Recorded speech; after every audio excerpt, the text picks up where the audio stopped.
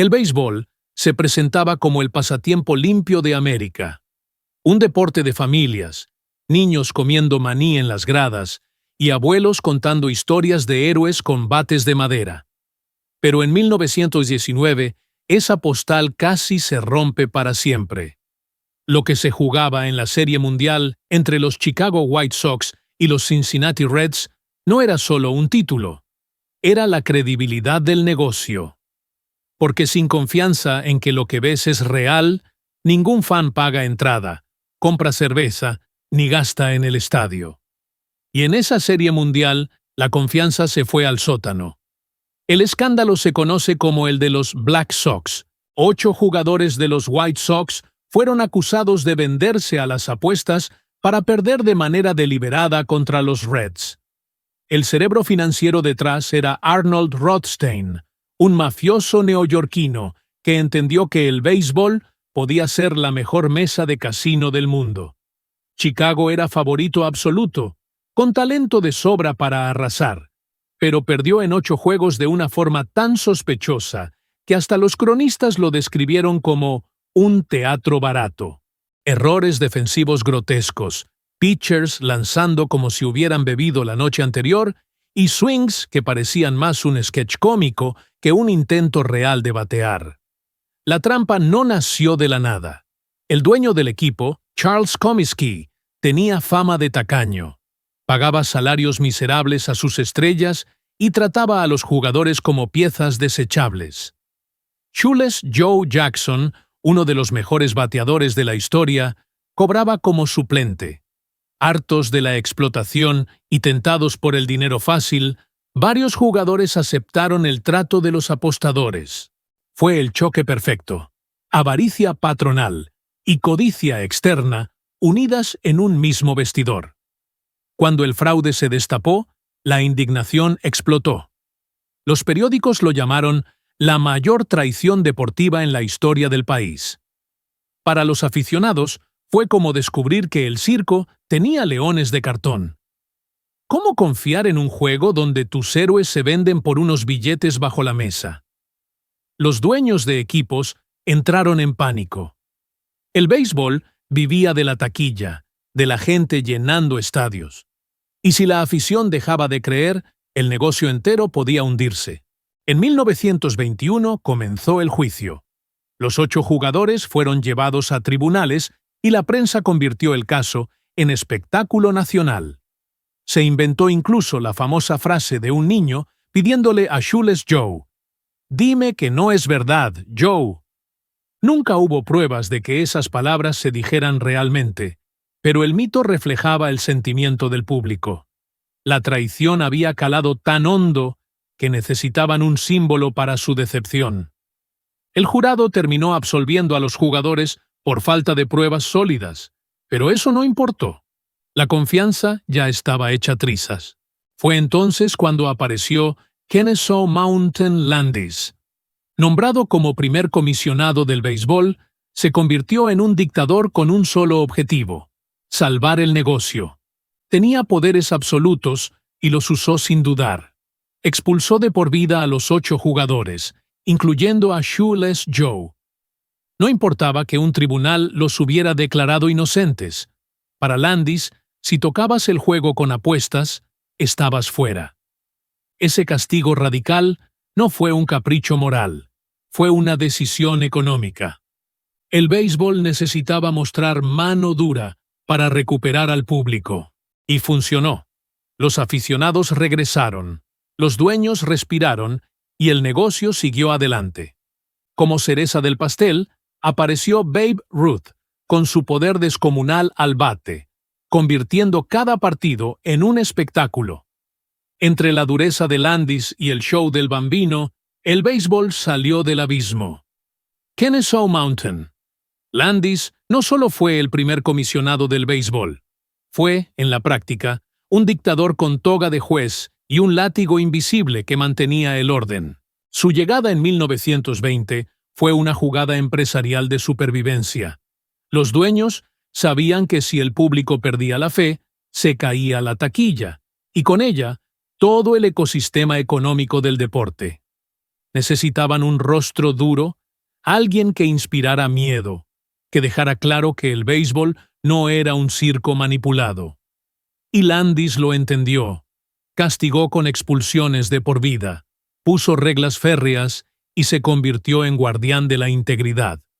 El efecto fue inmediato.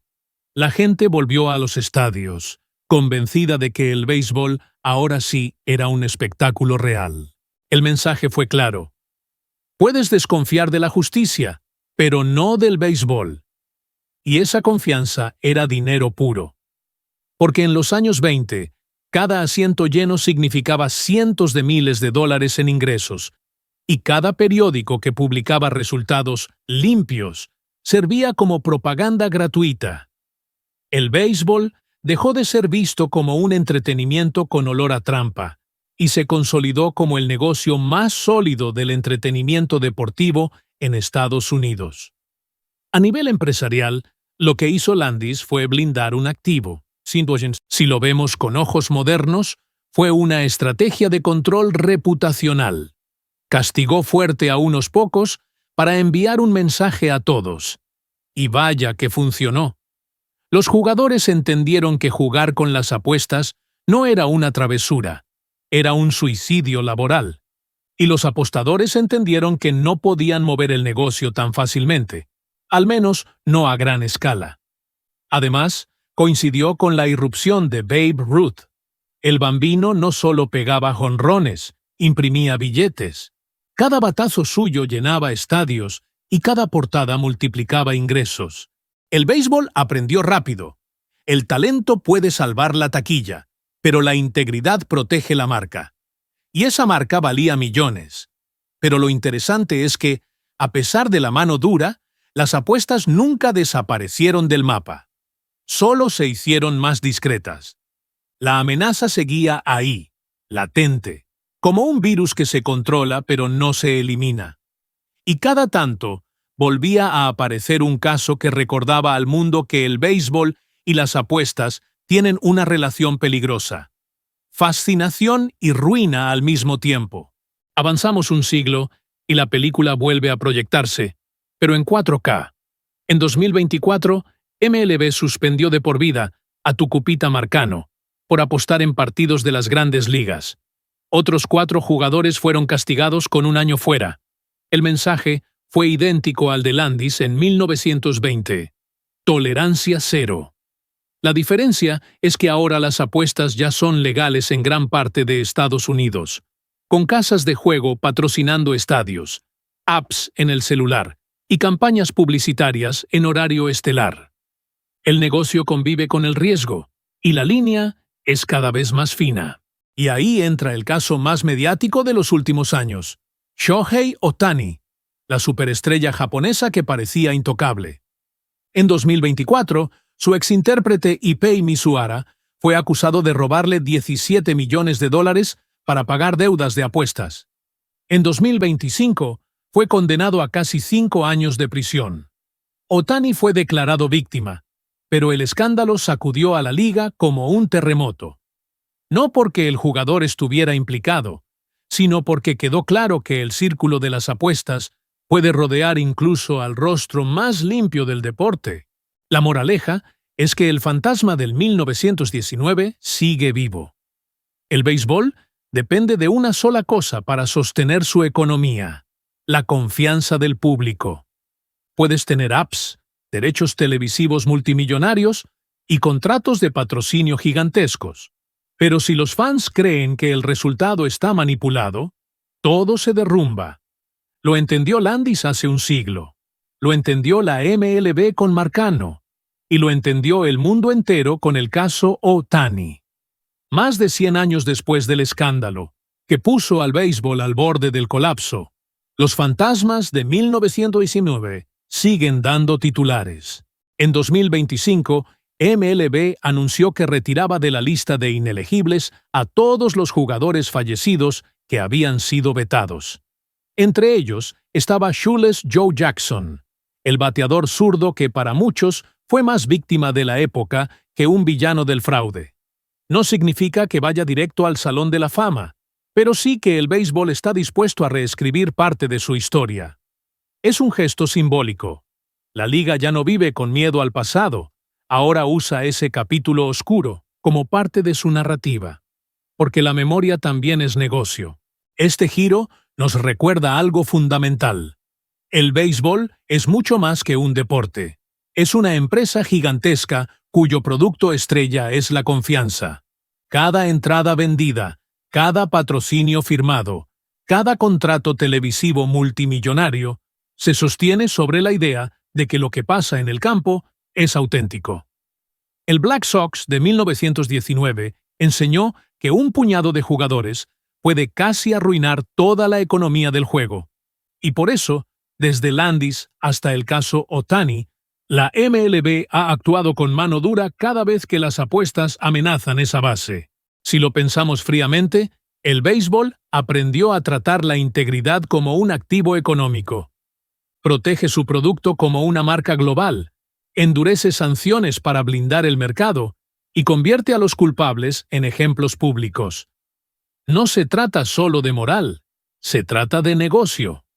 Porque los dueños saben que la pasión del fan se traduce en millones, y sin credibilidad no hay pasión. Y aquí está la paradoja. El béisbol actual convive con casas de apuestas patrocinando estadios y campañas publicitarias, mientras castiga con dureza a cualquiera que se atreva a cruzar la línea. Es como vender cerveza en cada esquina y luego suspender a un jugador por tomar antes del partido. Legal o ilegal, el mensaje es el mismo desde 1919. La apuesta no puede tocar el corazón del juego, porque si lo corrompe, la caja se vacía. La lección es clara. La economía del béisbol se sostiene en una sola cosa: la confianza. Cuando esa confianza se rompe, el negocio tiembla. En 1919 casi se va todo al carajo con los Black Sox, y un siglo después, la liga sigue reaccionando igual. Mano dura contra cualquier rastro de apuestas. Porque un escándalo puede arruinar el marcador financiero más rápido que un Grand Slam en la 9ª entrada. Y ahí está lo jugoso. Mientras MLB firma contratos de patrocinio con casas de apuestas y llena estadios con su publicidad, expulsa jugadores por apostar en su propio deporte. Doble moral, negocio puro. Legal o ilegal, el mensaje es idéntico al de hace un siglo. El béisbol no se puede vender, porque si el público deja de creer, el estadio se queda vacío. Shoeless Joe pasó a la historia como símbolo de esa traición, y en 2025 hasta le levantaron el veto póstumo. Pero lo que nunca se levantó fue la advertencia. El béisbol puede perdonar en el recuerdo, pero en el presente castiga sin pestañear. Así funciona la máquina. El escándalo que casi arruina la economía del béisbol terminó siendo la vacuna que lo volvió más duro. Y si algo nos enseñó este juego es que la pelota rueda, los contratos mandan y al final lo que se protege no es la pureza del deporte, sino la caja registradora.